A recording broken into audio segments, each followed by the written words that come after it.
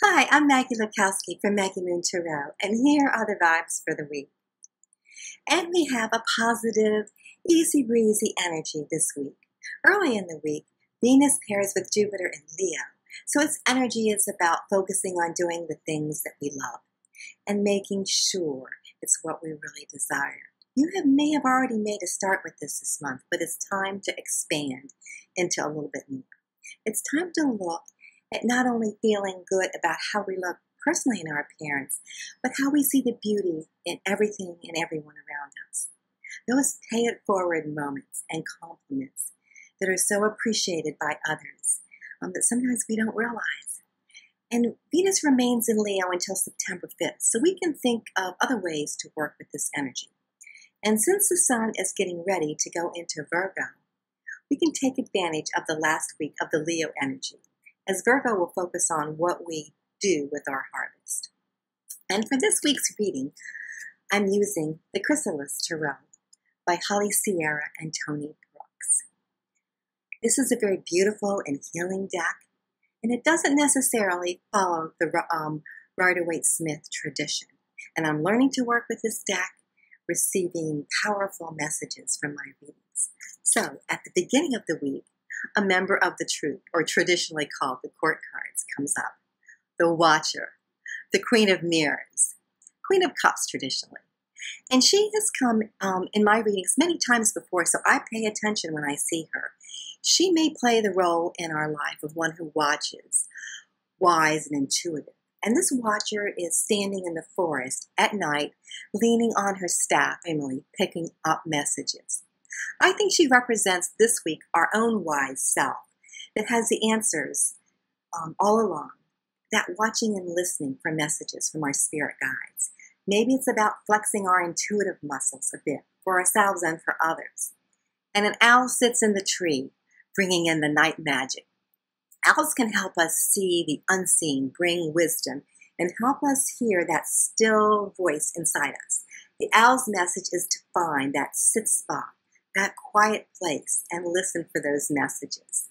Some of our watchers are angels, our guides, spirit animals, ancestors, crystal guardians, or our own wise one within, always here to watch over us. There may be a subtle message that's important for us at the beginning of the week.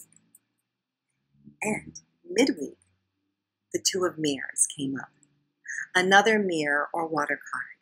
This card shows two swans facing each other and with their silhouette making a heart shape, two rings around their neck.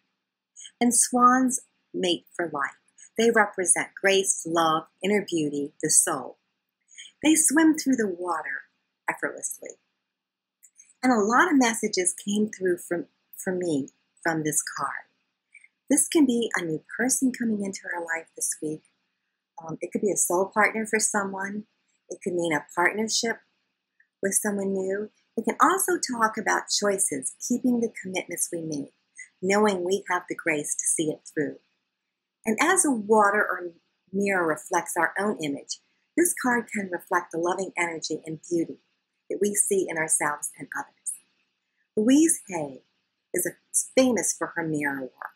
It seems very simple, and sometimes we might feel silly, but I can tell you it is powerful magic.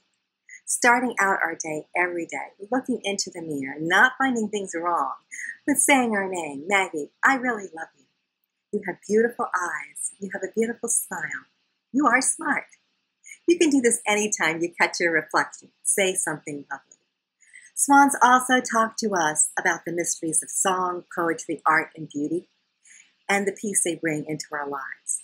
And the Watcher energy in the beginning of this week helps us nourish this loving relationship within ourselves, with others, and with art.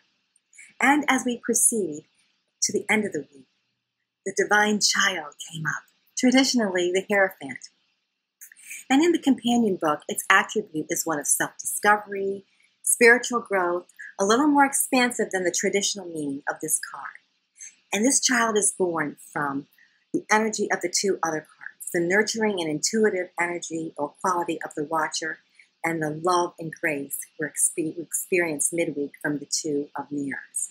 And this card is brightly colored, full of lush foliage, butterflies, a frog, a bird, a dragonfly, flowers, and a child is sitting in the middle of this open scallop shell, adorned with flowers around the head, and a little bird, the muse. And the child representing how we feel emotionally, ways to express ourselves through creativity and the choices that we have to add color in our own world. And some of these symbols are of transformation, play, inspiration, allowing ourselves to continually find delight in self-discovery. There's a candle that sits in the shell, and that's about our inner light, a way for us to see our inner beauty and self-acceptance.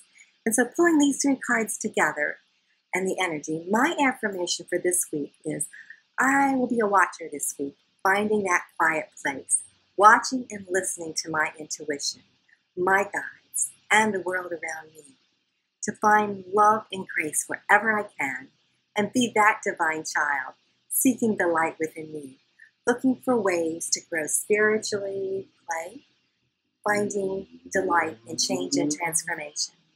And I pulled the Rune Algiz from Mary Nail's Rune deck. And this means protection. It's a symbol of the elk. And the elk's antlers were thought of as receivers.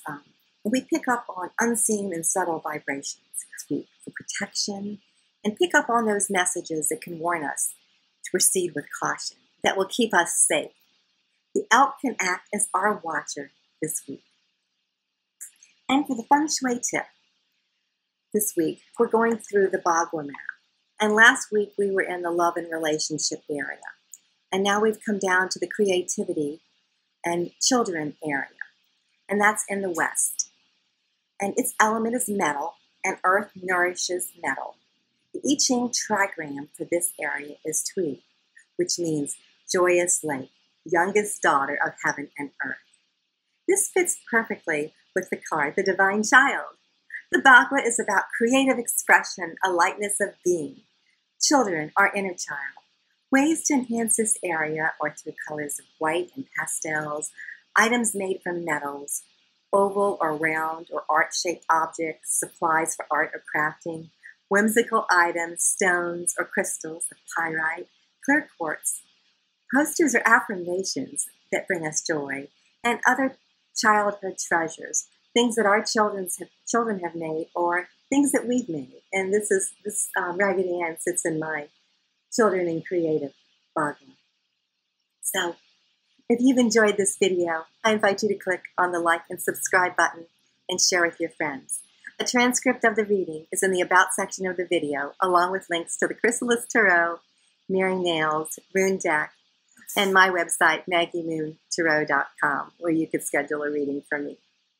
So, until we meet again next week, believe in miracles, laugh often, love much, create your own happiness, be kind, support each other, and namaste.